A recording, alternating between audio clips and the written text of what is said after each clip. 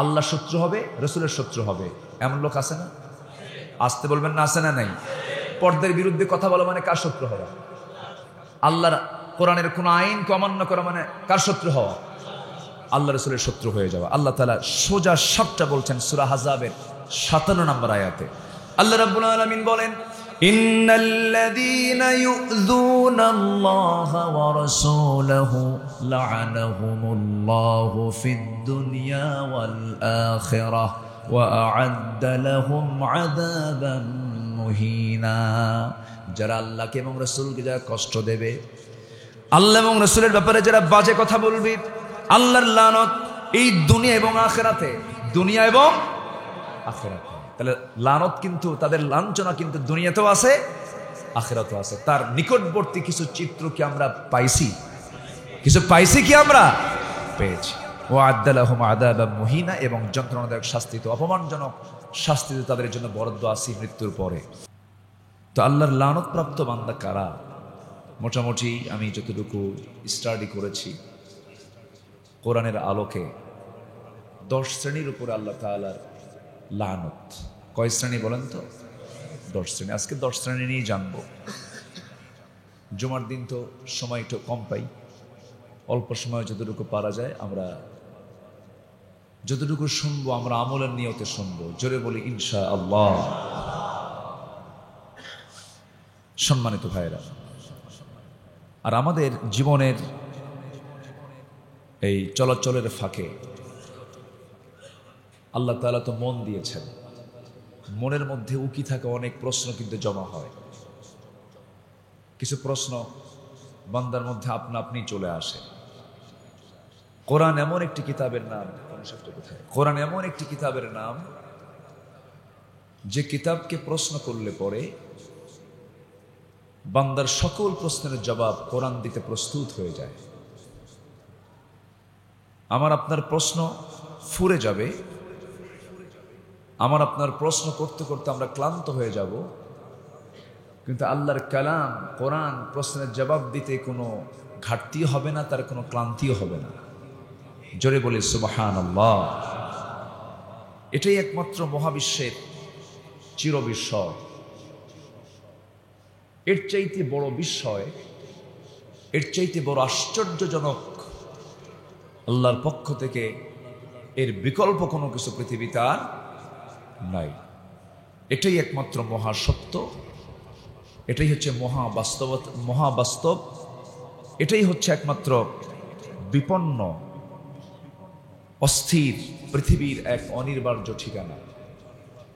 আজকে বিশ্বের দেশে দেশে, বিভিন্ন কওমে, সমাজে, রাষ্ট্রে, বিভিন্ন জাতির ভিতরে যে আমরা অশান্তি, অস্থিতিশীলতা বিরাজ করতে দেখছি, এটার মূলে সমস্যা হলো সেই মহাবিস্ময় আল্লাহর কালামকে প্রকৃতার্থে অনুসরণ না করার জন্য।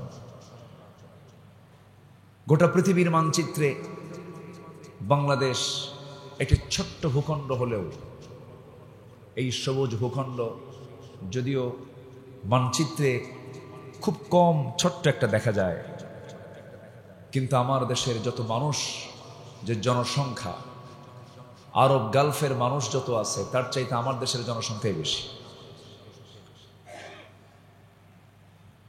জনসংখ্যাটা যদি জনসম্পদ হতো আমার দেশে, গোটা পৃথিবীকে দেখিয়ে দেবার মতো মেধা শক্তি আমার দেশের মানুষের ছিল। আমার দেশের মানুষের যে মেধা শক্তি অন্যরকম, স্মৃতিশক্তি, ধৈর্য শক্তি, এবং অসুস্থ থেকে বেঁচে থাকা, এটা একটা নিয়ামত। কার নিয়ামত বলেন তো? নিয়ামত। সব দিক থেকে আমরা আল্লাহর অসংখ্য নিয়ামতে ধন্য এই জনপদ।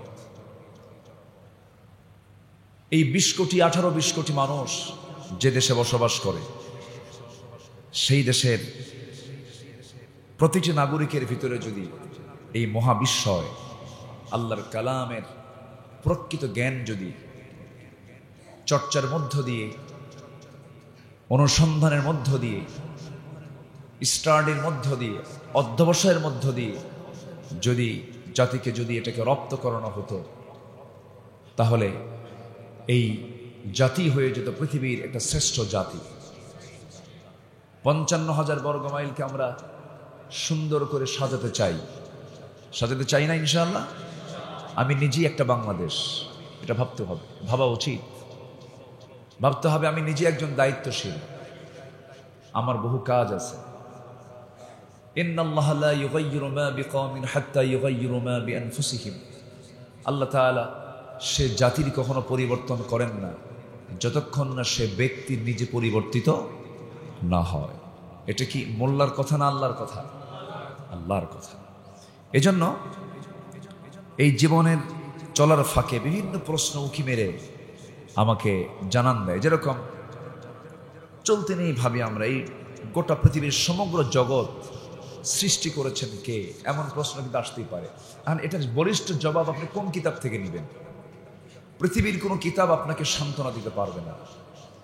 সমগ্র জগতের সৃষ্টিকর্তা কে, এটি নিয়ে যদি আপনি গবেষণা করতে যান, আপনি পৃথিবীর কোনো বই থেকে এটার প্রকৃত উত্তর আপনি খুঁজে পাবেন না। প্রকৃত উত্তর খুঁজে পাওয়া যাবে কার নাজিল করা কিতাবে? কার নাজিল করা? আল্লাহর নাজিল করা। ধরুন একটা প্রশ্ন, এই পৃথিবী সৃষ্টি করেছেন কে? এই জবাব কি কোরআনে নাই? আল্লাহ রাব্বুল আলামিন বলেন, আল্লাহু খালিকু কুল্লি শাইইন ওয়া হুয়া আলা কুল্লি শাইইন ওয়াকিল। সূরা জুমার আয়াত নম্বর 62। আল্লাহ রাব্বুল আলামিন বলেন, এই পৃথিবী কেউ সৃষ্টি করেনি, সৃষ্টি করেছেন তিনি কে? আল্লাহ তাআলা। মানুষকে কে সৃষ্টি করেছে?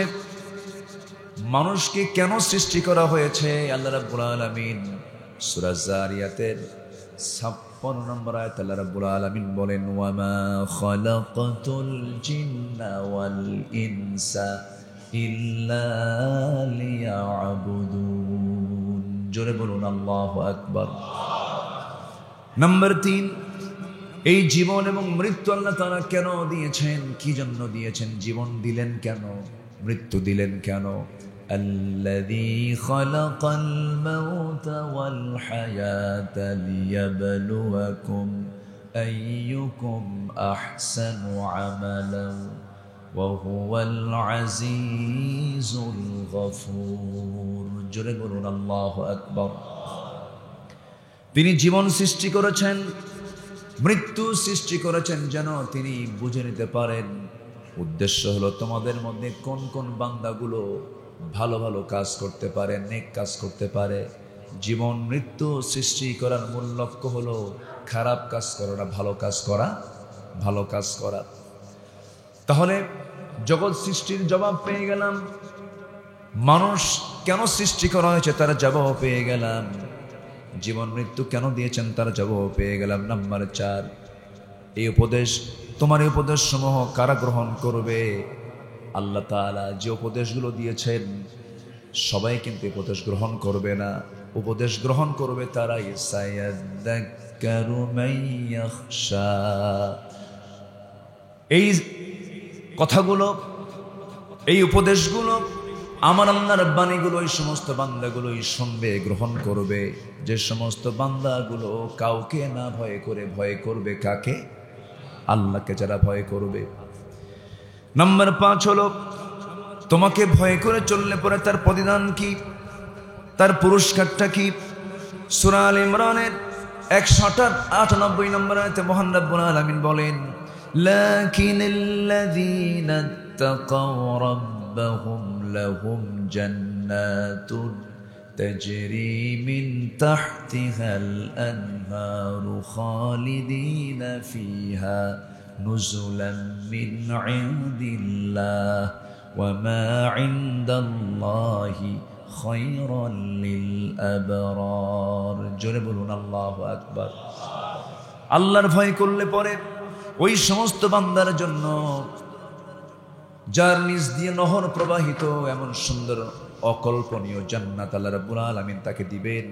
আর আল্লাহর পক্ষ থেকে বান্দার জন্য এর চাইতে উত্তম প্রতিদান আর দ্বিতীয়টা হতে পারে না। জোরে বলি সুবহানাল্লাহ। নম্বর 6 হলো, এই দুনিয়াতে তোমাকে ভয় করে চলতে গেলে তুমি কি কোনো বিপদের সম্মুখীন হবে নাকি? কোরআন তার জবাব দিচ্ছে, وَلَنَبْلُوَنَّكُمْ بِشَيْءٍ مِّنَ الْخَوْفِ وَالْجُوعِ وَنَقْصٍ مِّنَ الْأَمْوَالِ وَالْأَنفُسِ وَالثَّمَرَاتِ وَبَشِّرِ الصَّابِرِينَ।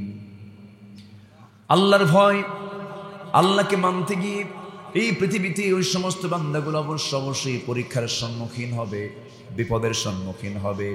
এই পৃথিবীর সেরা মানুষ আল্লাহর নবীরা। সেরা মানুষ কারা বলেন? আল্লাহর নবীরা। তাদের চাইতে সেরা পৃথিবীতে কেউ আছে নাকি?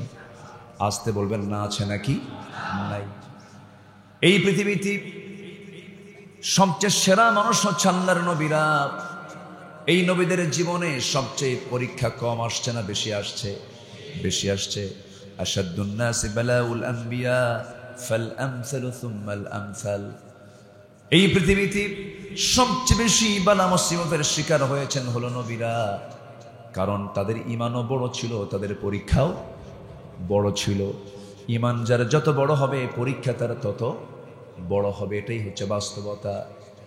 আল্লাহ রাব্বুল আলামিন তার পরীক্ষা যে নিবেন এটারও নিশ্চয়তা দিয়ে বলছেন, ওয়ালানাবলুওয়ান্না, অবশ্যই তোমাকে পরীক্ষা করা হবে। আলেম ওলামা যারা আছেন, ওয়ালানাবলুওয়ান্না, লামে তাকিদ এবং শেষের নুনে তাকিদ, অবশ্যই তোমাকে পরীক্ষা করা হবে। ঈমান যার যত বড় তার পরীক্ষাও তত বড়। কি দিয়ে পরীক্ষা করা হবে? ভয় দিয়ে পরীক্ষা করা হবে, ক্ষুধা দিয়ে পরীক্ষা করা হবে, জানমাল দিয়ে পরীক্ষা করা হবে, শস্যাদের ক্ষতির দ্বারা পরীক্ষা করা হবে। কি দিয়ে পরীক্ষা হবে সেই সমস্ত মাধ্যমগুলো জানিয়ে দিয়েছেন আমার আল্লাহ তাআলা। নাম্বার 7, তোমার পথে চলতে আমরা বন্ধু হিসেবে কাকে গ্রহণ করব? আমি যখন আল্লাহর পথে টিকে থাকবো, আমার বন্ধু কারা হবে? সেই বন্ধু নির্বাচনে ভুল করলে পরে সব কিছু ভুল হয়ে যাবে।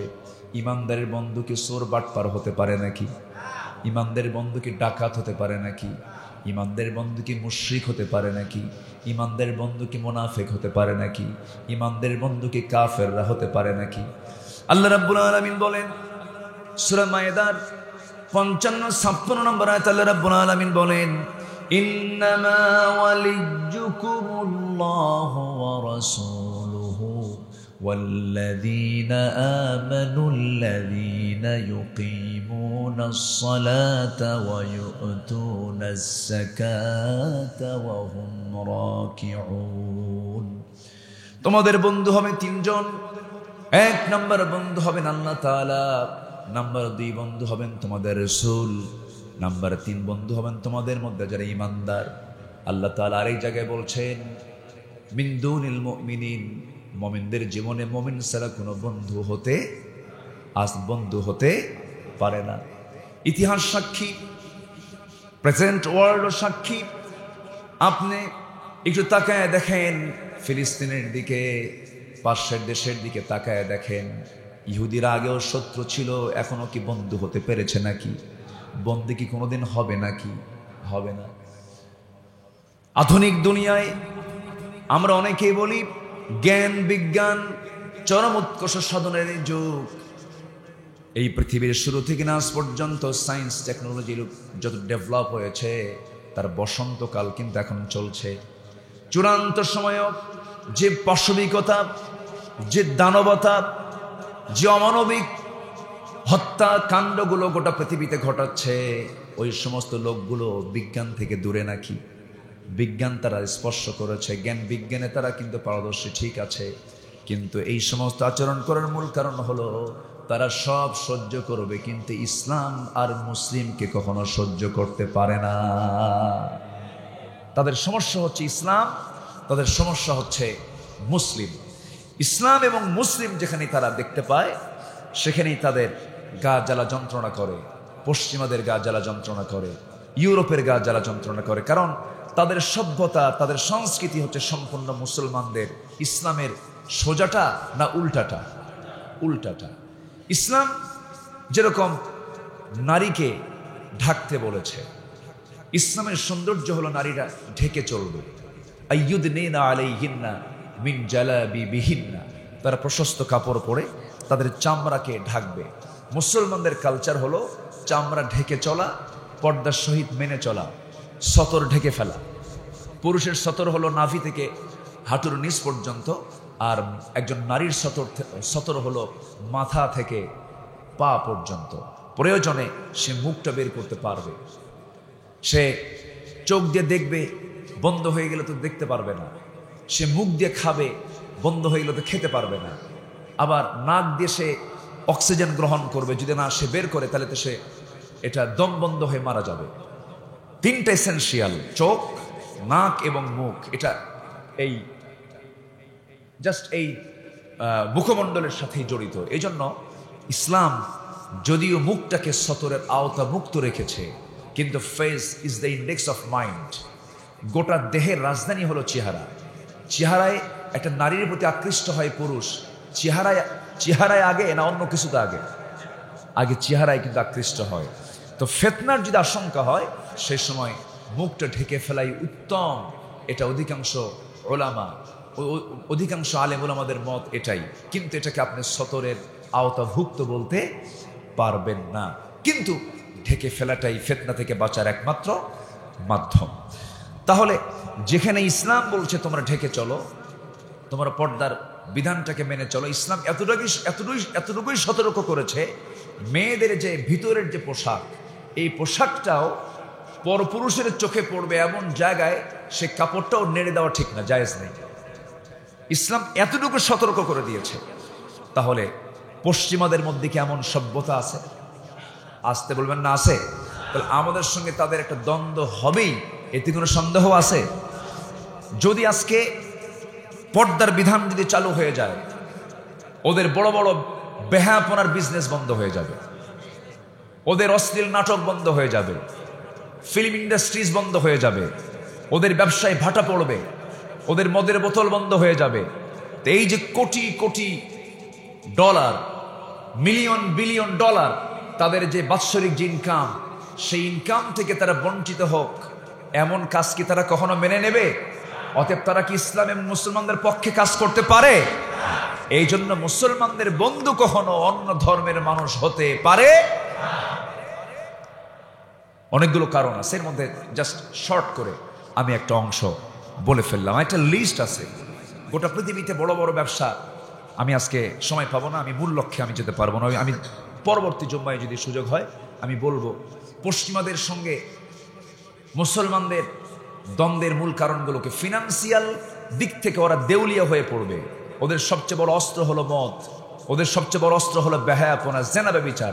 ইসলাম কায়েম হলে সব বন্ধ হয়ে যাবে। সেই স্বার্থে ইসলাম এবং মুসলমানকে তারা কখনো সহ্য করতে পারবে না, এটা মাথায় রাখতে হবে সম্মানিত ভাইরা। তাহলে আমার বন্ধু হবে একমাত্র আমার মুসলিম ভাইরে আমার বন্ধু হবে। দিন শেষে অমুসলিম, ইসলাম বিরোধী শক্তি আমার আপনার কখনো দিল থেকে, দিলের বন্ধু কখনো হতে পারে। তবে হ্যাঁ, আমি মানবিক হব, অমানবিক হব না। ইহুদি বলে আমি তাকে ঘৃণা করব তা নয়, আমি খ্রিস্টান বলে আমি তাকে ঘৃণা করব তা নয়। আমার কাজ হলো আমার উত্তম চরিত্র দিয়ে তাদেরকে উপস্থাপন করা, আমার উত্তম চরিত্রের মধ্য দিয়ে তাদেরকে আকৃষ্ট করা। গোটা পৃথিবীতে শ্রেষ্ঠ জাতি কারা? মুসলমান। বলেন শ্রেষ্ঠ জাতি কারা? আচ্ছা, শ্রেষ্ঠ জাতি যদি মুসলমান হয়, তার শ্রেষ্ঠ চরিত্র হতে হবে কাদের? মুসলমানকে মডেল হতে হবে। মুসলমানের কথা, মুসলমানদের জবান, মুসলমানদের চলা, মুসলমানদের চরিত্র গোটা পৃথিবী মডেল হিসেবে উপস্থাপন করতে হবে। গোটা পৃথিবী জয় করতে হলে সবার আগে নিজের চরিত্রকে আগে সুন্দর বানাতে হবে মুসলমান, তাহলেই পৃথিবী জয় করা সম্ভব। আমার নবীজি মক্কা বিজয়ের দিন যে মক্কার মানুষগুলো, কওমের লোকগুলো রাসূলকে ঘাড় ধাক্কা দিয়ে বের করে দিয়েছিল, মক্কায় ঢুকে রাসূল বললেন, আজকের দিনে আমি প্রতিশোধ দিতে আসিনি, আমি সবাইকে মাফ করে দিলাম। জোরে বলি সুবহানাল্লাহ। মাফ করে দেওয়ার এই মানসিকতা একমাত্র ইমানদার রাখে। আমার কথা কি ক্লিয়ার? মাফ করে দেওয়ার এই মানসিকতা একমাত্র কে রাখে? ইমানদার রাখে। ইমানদার ছাড়া মাফ করে দেওয়ার মানসিকতা মানুষের মধ্যে নেই। মানুষ তো জিদ্দি, মানুষ তো ত্বরাপ্রবণ, মানুষ তো প্রতিশোধ পরায়ণ, মানুষের যে বাস্তব যে নেচার। কিন্তু এই নেচারগুলোকে চেঞ্জ করতে হলে চেঞ্জ হবে একমাত্র ইমানের মাধ্যম দিয়ে। কি দিয়ে বলেন তো? ইমানের মাধ্যম দিয়ে।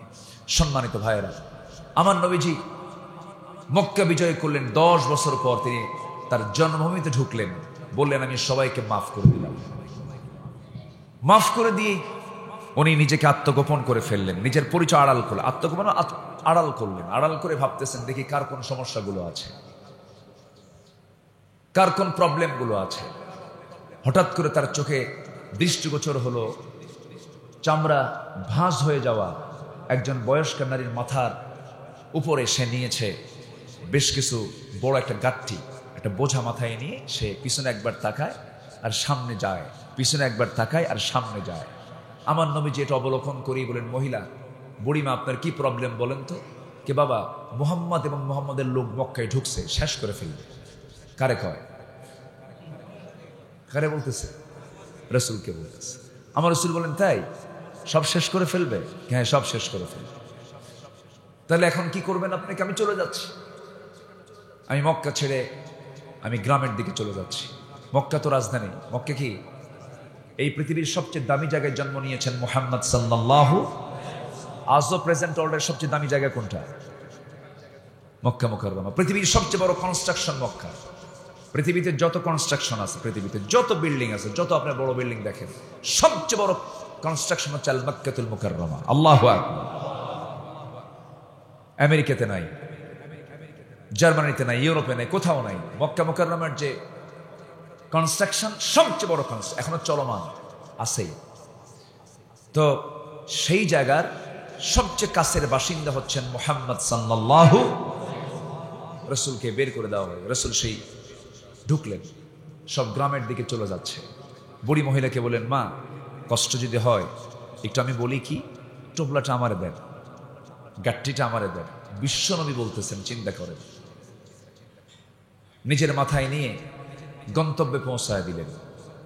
গন্তব্যে পৌঁছায় দিয়া আমার নবী যে সেই জায়গা থেকে ফেরত আসতেছিলেন, এমন সময় বুড়ি মহিলা আস্তে করে ডাক দিয়ে বলছে, তোমার পরিচয় না পাওয়া পর্যন্ত আমি তোমারে ছাড়বো না। সঙ্গে সঙ্গে রাসূল বলছেন মুস্কি হাসি মেরে, আপনি যে পুরুষ, আপনি যে লোকটার জন্য ভয়ে থরথর করে কাঁপতে কাঁপতে মক্কা ছেড়ে গ্রামে আসলেন, সেই যুবক হলাম আমি, যুবক মুহাম্মদ। আল্লাহু আকবার। মহিলার বুঝতে দেরি হলো না, মহিলা কালিমা পরে মুসলমান হয়ে গেছে। আমার ভাইয়েরা, ইসলাম বিজয় হবে শুধু অস্ত্র দিয়ে নয়, ইসলাম বিজয় হবে শুধু জনসংখ্যা দিয়ে নয়। ইসলাম বিজয় এসেছে যুগে যুগে উত্তম চরিত্র ইমানের মধ্য দিয়া। জোরে কোন ঠিক কিনা? এই জন্য নিজের আত্মসংশোধন করার দরকার। সবার আগে না সবার পরে? সবার আগে না সবার পরে? নিজ নিজ জায়গা থেকে আমরা যদি সচেতন হই, কোন ষড়যন্ত্র করে আমাদেরকে ক্ষতি সাধন করতে পারবে না। আমরা নিজ নিজ জায়গা থেকে আমরা সচেতন হব। জোরে বলি ইনশাআল্লাহ। আচ্ছা, তো নাম্বার 8 হচ্ছে, যদি চলার পথে কোনো ভুল করি, ভুল হয় কিনা বলেন? আসতে বলবেন না, ভুল হয় কিনা বলেন? ভুল হয়। মাফ চেয়ে নেব কার কাছে? আল্লাহর কাছে। সেই সুযোগ দিয়েছেন কে? আল্লাহ তাআলা। ভুল হবে আমার, মাফ করবেন কে?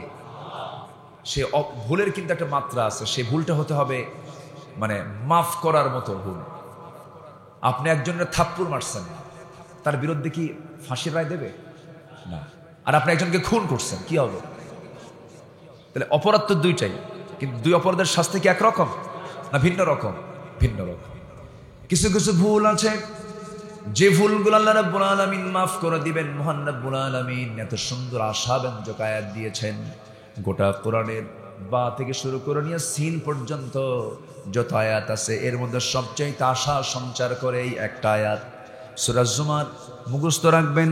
সূরা জুমারের 53 নম্বর আয়াত আল্লাহ রাব্বুল আলামিন বলেন, قل يا عبادي الذين أسرفوا على أنفسهم لا تقنطوا من رحمة الله إن الله يغفر الذنوب جميعا জোরে বলুন আল্লাহু আকবার।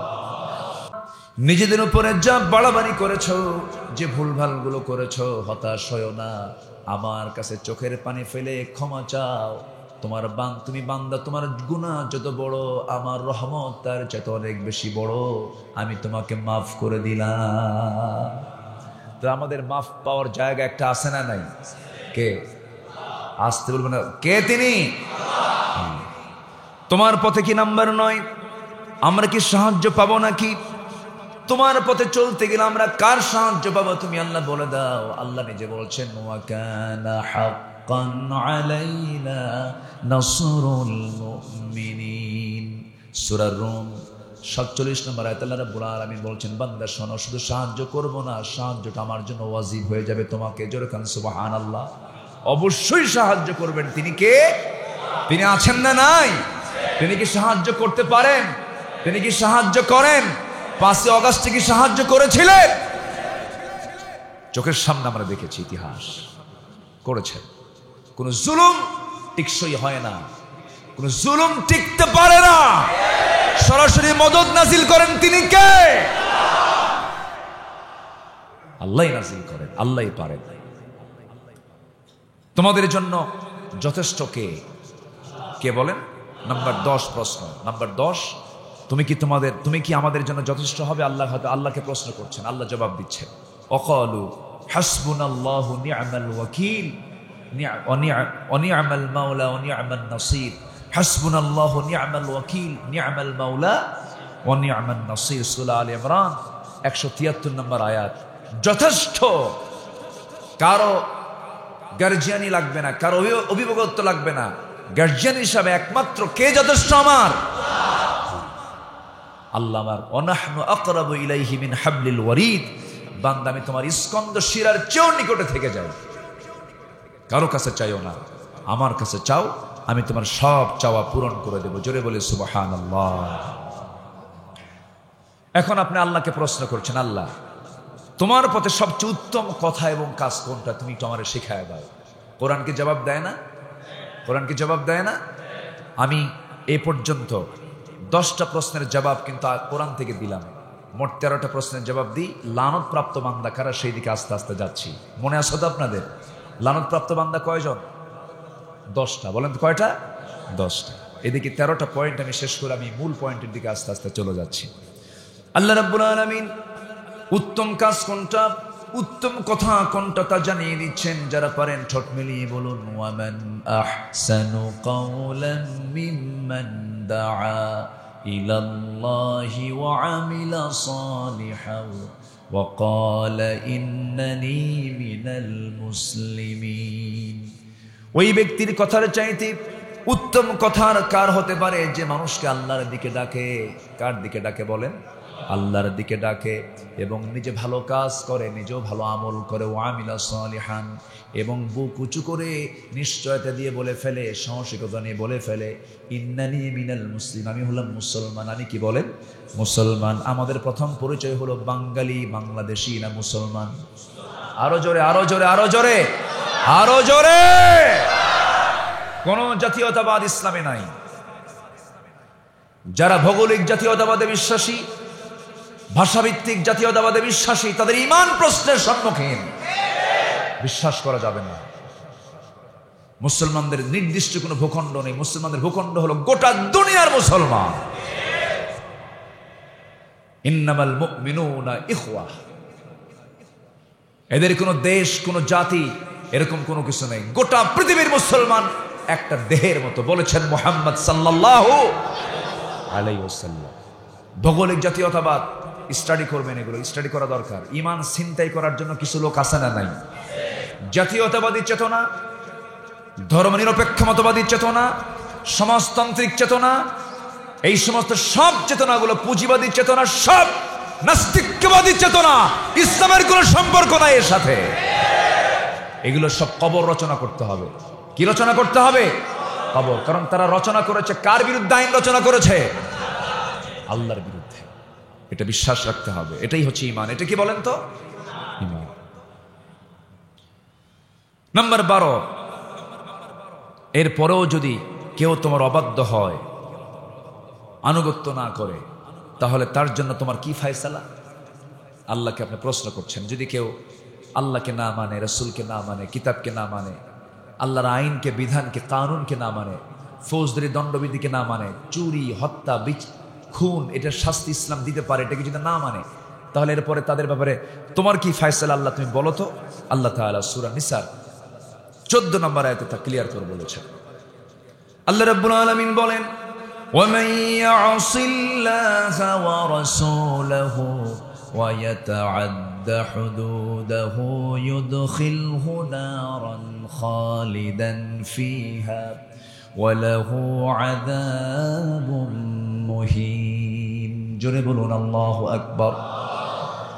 এরপরেও যারা আল্লাহ এবং রাসূলের সঙ্গে যারা নাফরমানি করবে, ওয়াতাআদ্দা হুদুদাহু, সীমা লঙ্ঘন যারা করবে, আল্লাহ রাব্বুল আলামিন বলছেন আমি তাকে স্থায়ী জাহান্নাম দিয়ে দেব এবং মারাত্মক অপমানজনক আযাব তাকে আমি স্পর্শ করাবো, সে জাহান্নামের বাসিন্দা হয়ে যাবে।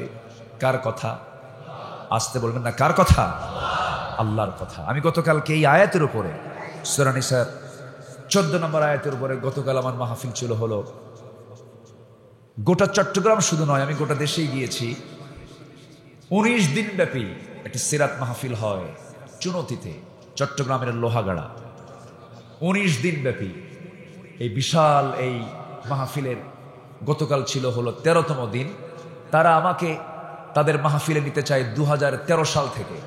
আজকে 2024-এ তাদের সে আশা পূরণ হলো। আমাকে তারা দাওয়াত দিতে চায় কিন্তু নিতে পারে না। কেন নিতে পারে না? কিছু বাতিল শক্তি তারা চায় না হক কথা সমাজে প্রচার হোক। এমন অপশক্তি 10 বছর ধরে ডিস্টার্ব করেছে। লোহাগাড়ায় চট্টগ্রামে ঢুকতে পারিনি 10 বছর, সাতকে নিয়ে যেতে পারিনি, কুমিল্লার 14 গ্রাম যেতে পারিনি, সাতক্ষীরায় যেতে পারিনি। পাবনায় 2014 সালে একটা গন্ডগোল সৃষ্টি হয়েছিল, সেখান থেকে 2024 সাল পর্যন্ত 10 বছর ঢুকতে দেওয়া হয়নি। কোরআন প্রচারে যারা বাধা সৃষ্টি করে, এদের চাইতে বড় জালিম আর পৃথিবীর কেউ হতে পারে না। সম্মানিত ভাইয়েরা, আমরা একটি অনুকূল পরিবেশ ফিরে পেয়েছি কোরআন শোনার, বোঝার, স্টাডি করার। আমরা এটাকে কাজে লাগাবো। জোরে বলি ইনশাআল্লাহ। আমরা সবাই একদিন হয়ে যাব কার মেহমান? তো মেহমান হয়ে গেলে আল্লাহ যেন মেহমানদারি করতে পারেন এমন যোগ্যতা হাসিল করার দরকার আছে না নাই? আপনার 5 নাম্বারই নাই। আপনি 5 যে নেবেন, আপনি আল্লাহর সঙ্গে যে সাক্ষাৎ করবেন, আল্লাহ তো বলে দিচ্ছেন শর্ত হলো আমার সঙ্গে সাক্ষাৎ করবি। শর্ত আছে। সূরা কাহাফ পড়। শুক্রবারের সূরা হলো কি? সূরা কাহাফ। সূরা কাহাফটা পড়ো। শেষ দিকে আমি আল্লাহ তাআলা কি বলেছি? আল্লাহ তাআলা বলছেন, ফামান কানা ইয়ারজু লিকাআ রাব্বিহি ফালইআমাল আমালান সালিহান ওয়ালা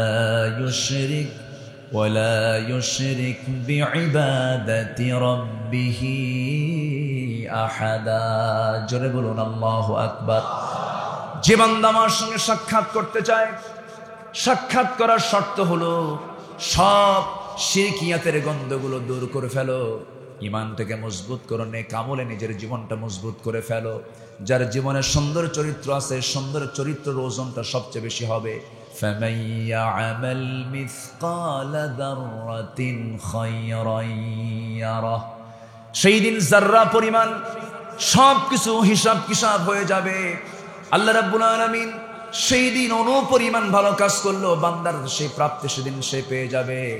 আমার বন্ধুগণ, সেই দিন যে ওজন করা হবে, আমলগুলো ওজন করা হবে, এর মধ্যে সবচেয়ে বেশি ভারী ওজন হবে হলো উত্তম চরিত্রের। উত্তম চরিত্রের ওজনটাই সবচেয়ে বেশি ভারী হয়ে যাবে। এই জন্য আমাদের সবচেয়ে বড় অর্জন হলো আমরা উত্তম চরিত্র অর্জন করব। জোরে বলি ইনশাআল্লাহ। জেনা থেকে দূরে থাকবো, নেশা থেকে দূরে থাকবো, চোখটাকে হেফাজত করব, হাতটাকে হেফাজত করব, পাটাকে হেফাজত করব। শয়তান ঈমানকে মেরে নেওয়ার জন্য চতুর্মুখী মাধ্যম ছড়িয়ে রেখেছে কিনা বলেন? এগুলো থেকে বাঁচার চেষ্টা করতে হবে আমার বন্ধুগণ। এবার আল্লাহ তাআলা সর্বশেষ আমরা যদি প্রশ্ন করি, আল্লাহ কোন কোন গুণ অর্জন করতে পারলে তোমার জান্নাত আমরা পেয়ে যাব? কোরআন জবাব মনে হয় দেয় নাই। এক জায়গায় দিয়েছে না বহু জায়গায় দিয়েছে? বহু জায়গায় দিয়েছে, ঘন্টার পরে ঘন্টা লেগে যাবে। আল্লাহ রাব্বুল আলামিন সূরা মুমিনুনের প্রথম দিকের ৮-১০টা আয়াত দিয়েছেন। গোটা কোরআন বাদ দিয়ে যদি কোনো বান্দা যদি সূরা মুমিনুনের প্রথম 10টা আয়াত ফলো করে, জান্নাত যাওয়ার জন্য কিচ্ছু লাগবে না, এই 10টা আয়াত নিয়ে সে আল্লাহর জান্নাতে চলে যাবে।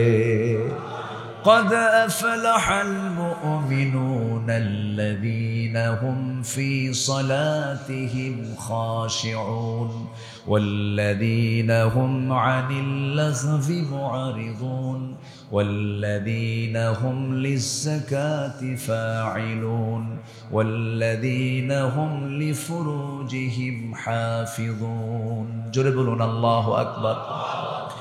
নামাজটা কন্টিনিউ করবি, নামাজটা মনোযোগের সঙ্গে আদায় করবে, জিহবার লাগাম টেনে ধরবে, এরপরে লজ্জাস্থানের হেফাজত করবে।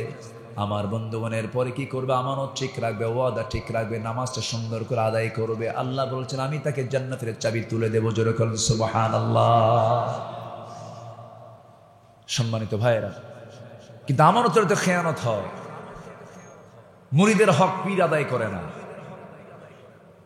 রুগীর হক চিকিৎসক আদায় করে না। কি আমি কি ভুল বলছি? আমি কি ভুল বলছি? প্রত্যেকটা জায়গায় হক লঙ্ঘিত গুনাহ আছে না নাই? ইমানদার কি হক লঙ্ঘিত গুনাহ করতে পারে? সম্মানিত ভাইয়েরা, আমরা আমাদের আমলগুলোকে নেক আমলে রূপ দেব। জোরে বলি ইনশাআল্লাহ। সমস্ত আমলগুলো যদি ভুল হয় এগুলোকে কারেকশন করে সঠিক আমলের দিকে আমরা এগিয়ে যাব। জোরে বলি ইনশাআল্লাহ। এত সিজার হয়, সিজারের সংখ্যা এখন কম না বেশি বলেন তো? বাচ্চা পেটে আসা মানে 1 লক্ষ টাকা হাতে নিতে হবে। হসপিটালে ঢুকলেই কোনো কথা নাই, কসাই একটা আছে, কসাইগিরি করে এটা রিপোর্ট বের করে বলবে যে সিজার ছাড়া কোনো উপায় না। আচ্ছা কোন তো মানুষ ছাড়া কোনো প্রাণীর কি সিজার হয়? জন্ম পদ্ধতি তো সব মখলুকের মধ্যেই আছে, মানুষ ছাড়া যত প্রাণী আছে কোনো মখলুকের কি কোনো সিজার হয়? কে করেন? কে করে দিয়েছেন? আল্লাহ। দেখবেন কোন ডাক্তারের বইয়ের কিন্তু সিজার লাগে না, কমই লাগে। আমি ভুল বলতেছি কিনা জানি না। তারপরে ডাক্তারের বইয়ের সিজার লাগে না, হুজুরের বাড়িতে মিলাদ হয় না। কি কথা কি বুঝতেছেন আপনারা? হুজুরের বাড়ি কিন্তু মিলাদ হয় না, কিন্তু জানে যে এই মিলাদ দিয়ে কি হবে, এটা হুজুর জানে, জানে নিজে মিলাদ পড়ায় না। নাম্বার 3 হলো পীরের বউ কখনো পীরের মুরিদ হয় না, কারণ জানে আমার পীর কত নাম্বার লুচ্চা। কি কথা কি বোঝা গেল? তো বিষয়গুলো বুঝতে হবে, বুঝে শুনে পা ফেলতে হবে। আমার আমল না মানে আমাকে যেতে হবে। আমি কাউকে ধোকাবাজি দেব না, ধোকাবাজিতে ফেলবো না, নিজেও ধোকাবাজি করব না। ইমানদার কখনো প্রতারক ধোকাবাজ হতে। আল্লাহ আমল করার তৌফিক দান করুন। আমার দেশের পীর মুরিদের কি অবস্থা! এক মুরিদ পীরের সামনে দাঁড়ায় আছে, সামনে গাছ, ডাব গাছ, প্রচন্ড প্রখর রোদ, দিনের বেলা। পীর বলতেছে মুরিদ ডাব খাওয়া লাগতো, একটু ওঠো গাছে। হুজুর এত বড় বেয়াদবি, আপনি নিচে থাকবেন আমি গাছের উপর উঠবো? আরেকজন মুরিদে পাড়াইছে, ডাব সামনে আসার পর বলছে তুমি এটা কাটো। হুজুর এটা কেমন কথা হয়? এটা কি আমার জন্য কাটা মানায়? তো কাটছে, হুজুর নিজেই কাটছে। এবার বলতেছে ঠিক আছে তুমি এখন এটা খাও। হুজুর 2 হুকুম অমান্য করছে, এই হুকুম অমান্য করলে তোমার মুরিদগিরি থাকবে না, দেন খাই। কথা কি বোঝা যায়? এগুলো আমানতদারিতা নয়, এগুলো ইখলাসের আমল নয়। আমরা ইখলাস ওয়ালা হব, মুখলেস হব। জোরে বলি ইনশাআল্লাহ। আল্লাহ সবাইকে কবুল করে, জোরে বলি আমিন। আল্লাহ তাআলার লানত হচ্ছে 10 শ্রেণীর উপর। 1 নম্বর হচ্ছে যারা জমিনে বিপর্যয় সৃষ্টি করবে। জমিনে বিপর্যয় সৃষ্টি করার মতো লোক আছে না নাই? আছে না নাই বলেন? আছে। যারা পাহাড় কেটে সোজা করে, এটা কি জমিন বিপর্যয় নয়? পাহাড় কাটে, এই যে পাহাড়ি ঢল নামে, গতকাল আমার মাহফিল ছিল ওই অঞ্চলেই ছিল। এই যে বৃষ্টি, পাহাড়ি অঞ্চলের বৃষ্টিগুলো যদি হয়, আশেপাশে যারা পাহাড়ের আশেপাশে থাকে তারা কি নিরাপদে না বিপদে? বিপদে। বিপর্যয় সৃষ্টির লম্বা ব্যাখ্যা আছে। তো এই বিপর্যয় সৃষ্টি যারা করবে এবং আত্মীয়তার বন্ধন যারা ছিন্ন করবে, আল্লাহ তাআলা বলছেন আমি তাদের প্রতি লানত বর্ষণ করবো। যেরকম নাউযুবিল্লাহ। এটা কি আমার কথা না আল্লাহর কথা? আল্লাহর কথা। আত্মীয়তার বন্ধন ছিন্ন করে এমন লোক তো আজকে সমাজে নাই। ভাই ভাই মিল নাই, বোনের বাড়িতে কোনো খবরই রাখে না। বোন দোষটা কি? বোন বাপের বাড়ির সম্পদ যা পাইতো নিয়ে গেছে, এই জন্য রাগের ঠেলায় ভাই বোনের বাড়িতে যায় না। দেখছেন কারণটা? দেখছেন এরকম ভাই বোনের সম্পর্ক ছিন্ন করা আছে না নাই? আল্লাহ বলছে আমার লানত ওদের উপর। মারাত্মক ব্যাপার, কিন্তু সবাই কিন্তু ধরা খেয়ে যাচ্ছি। আল্লাহ রাব্বুল আলামিন বলেন ফাহাল আসাইতুম ইন তাওয়াল্লাইতুম আন তুফসিদু ফিল আরদি ওয়া তুকাত্তিউ আরহামাকুম। জমিনে যারা বিপর্যয় সৃষ্টি করবে, আত্মীয়তার বন্ধন যারা কেটে ফেলে দেবে, তাদের উপরে কার লানত বলেন? দুই ভাইয়ের মধ্যে সেই ভাইটাই সবচেয়ে উত্তম, যে ভাইটা আগায় গিয়ে বলে ভাই আমরা মিল হয়ে যাই, সেই বান্দাটা আল্লাহর কাছে উত্তম। যেরকম সুবহানাল্লাহ। নাম্বার 2 হলো সীমালঙ্ঘন যারা করবে, তাদের উপর আল্লাহর লানত। সীমালঙ্ঘন করার মতো লোক আছে না নাই? আসতে বলবেন না, আছে না নাই? ব্যক্তি জীবনের সীমালঙ্ঘন, সামাজিক জীবনের সীমালঙ্ঘন, রাষ্ট্রীয় জীবনের সীমালঙ্ঘন, বিচার করতে নিয়ে সীমালঙ্ঘন, আছে না নাই? আছে। আল্লাহ রাব্বুল আলামিন তাদের ব্যাপারে বলেছেন লুইনাল্লাযীনা কাফারু মিন বনি ইসরাঈল আলা লিসানি দাউদ ওয়া ঈসা ইবনে মারইয়াম যালিকা বিমা আসাউ ওয়া কানু ইয়াতাদুন। জোরে বলুন আল্লাহু আকবার। সীমালঙ্ঘন যারা করবে লুইনা, তাদের প্রতি লানত করা হবে। নাম্বার 3 হলো আল্লাহর সত্যকে, সত্যবাণীকে যারা গোপন করবে তাদের প্রতি কার লানত? আল্লাহর লানত। ইন্নাল্লাযীনা ইয়াকতুমুনা মা আনজালনা মিনাল বায়্যিনাত ওয়াল হুদা মিন বা'দি মা বায়্যানাহু লিন-নাসি ফিল কিতাব উলাইকা ইয়ালআনুহুমুল্লাহ ওয়া ইয়ালআনুহুমুল লাঈনুন। যারা আমার আয়াতকে যারা গোপন করবে, লুকোচুরি করে আমার আয়াতকে যারা তাদের পছন্দ মতো গ্রহণ করবে আবার বাদ দিয়ে দেবে, যারা আড়াল করবে, আল্লাহ বলছেন তাদের উপরে সোজা আমি আল্লাহ আমার লানত। আল্লাহর লানত যদি পড়ে তার জন্য কপালে আছে জাহান্নাম না জান্নাত? জান্নাত না জাহান্নাম? জাহান্নাম আছে। নাম্বার 4, বিনা কারণে যারা মুমিনদেরকে হত্যা করবে, ومن يقتل مؤمنا متعمدا فجزاؤه جهنم خالدا فيها وغضب الله عليه ولعنه وعد له عذابا عظيما। সূরা নিসা 13 নম্বর আয়াত। যারা ইচ্ছা করে কোন মুমিনকে যারা হত্যা করবে, আল্লাহ রাব্বুল আলামিন বলছেন তাদের জাযা হলো জাহান্নাম। তাদের উপর আল্লাহর লানত, আল্লাহর ক্রোধ তাদের উপরে বর্ষণ হবে, তাদের জন্য মহাশাস্তি বরাদ্দ আছে। কার কথা? আল্লাহর কথা। আজকে মুমিনদেরকে হত্যা আছে না নাই বলেন? আছে না নাই? আছে। নাম্বার 5 হলো মুনাফিক কাফিরদের উপর আল্লাহর লানত। যারা মুনাফিক হবে এবং কাফের হবে তাদের উপরে কার লানত? আল্লাহর লানত। আল্লাহ রাব্বুল আলামিন বলেন وعد الله المنافقين والمنافقات والكفار نار جهنم خالدين فيها هي حسبهم ولعنهم الله ولهم عذاب মুকিম। যারা মুনাফিক হবে, যারা কাফের হবে, তাদের উপর আল্লাহ তাআলা লানত বর্ষণ করেন। আল্লাহ তাআলা কুফরি থেকে, নিফাকতা থেকে, বক্রতা থেকে, হিপোক্রিসি থেকে, কপটতা থেকে আল্লাহ তাআলা এই জাতিকে, আমাকে, আপনাকে হেফাজত করুন। জোরে বলি আমিন। আচ্ছা, মুনাফিকি কি এর আগে বহু আলোচনা করেছি। মুনাফিক, কাফের, এই সমস্ত চরিত্র আজকে মুসলমানদের মধ্যেও আছে না নাই বলেন তো? আচ্ছা, এগুলোকে বাদ দিতে হবে। তাছাড়া লানত পড়বে কার? আল্লাহর লানত পড়বে। কুফরি এবং কাফের অবস্থায় মৃত্যুবরণ করলে আল্লাহ তাআলা তাদের উপর আল্লাহ তাআলা লানত তিনি নাজিল করবেন। এরপরে নাম্বার 8 হলো অঙ্গীকার যারা ভঙ্গ করবে তাদের জন্য লানত। আল্লাহর আয়াতের যারা অবমাননা করবে তাদের জন্য লানত। নাম্বার 9 হচ্ছে আল্লাহর সম্পর্কে মিথ্যা রচনাকারী, আল্লাহর সম্পর্কে মিথ্যা কথা বলে, বাজে কথা বলে, বুঝে না, এরকম জাতীয় কথাবার্তা বলে যারা, তাদের উপর আল্লাহর লানত। মুমিনা নারীর উপরে যারা মিথ্যা অপবাদ দেয়, না জেনে না বুঝে একটা সতী নারীকে মিথ্যা অপবাদ দেওয়ার মতো কিছু কুলাঙ্গার আছে না, কিছু বদমাইশ আছে না? আল্লাহ তাআলা সূরা নূরে একটা স্পেশালি ওই মেয়েদের জন্য তাদের পক্ষে আল্লাহ তাআলা একটা আয়াত উপহার দিয়েছেন। ইসলাম নারীকে ঠকাইছে না জিতাইছে? ইসলাম নারীকে মর্যাদার উচ্চাসনে সমাসীন করেছে। নারীরা বোঝে না, নারীবাদী আন্দোলনের যারা নামে মাঠে রাস্তায় যারা চলে, ওরা বোঝে না ইসলাম নারীকে কি সম্মান দিয়েছে। একমাত্র পৃথিবীতে সম্মান দেওয়ার একমাত্র দিন হচ্ছে ইসলাম। আলহামদুলিল্লাহ বলেন। কিতাবগুলো দিবেন, সূরা নূর শিখায় দিবেন, সূরা আহজাব শিখায় দিবেন। এই সমস্ত আয়াতগুলো, সূরাগুলো মেয়েদের হাতে তুলে দিবেন তাফসীর সহ, বোনদের হাতে তুলে দিবেন তাফসীর সহ, স্ত্রী হাতে তুলে দিবেন তাফসীর সহ। উনি আপনাকে গাইড করবেন, উনি আপনাকে পরামর্শ দিবেন। আল্লাহ প্রত্যেক ঘরে ঘরে আয়েশা, সুমাইয়া, খাদিজার মতো মা পয়দা করে দাও। আল্লাহ রাব্বুল আলামিন বলেন, সর্বশেষ লানত পড়বে তাদের উপরে, ইন্নাল্লাযীনা ইয়ারমুনাল মুহসানাতিল গাফিলাতিল মুমিনাত লুইনু ফিদ দুনিয়া ওয়াল আখিরাহ ওয়া লাহুম আযাবুন আযীম। যারা মুমিনা নারীদের প্রতি যারা মিথ্যাবাদ দেবে তাদের উপর কার লানত, আল্লাহর লানত। আল্লাহ এই সমস্ত লানত প্রাপ্ত যারা হবে তাদের আচরণ, তাদের কর্ম থেকে আমাদেরকে হেফাজত করুন।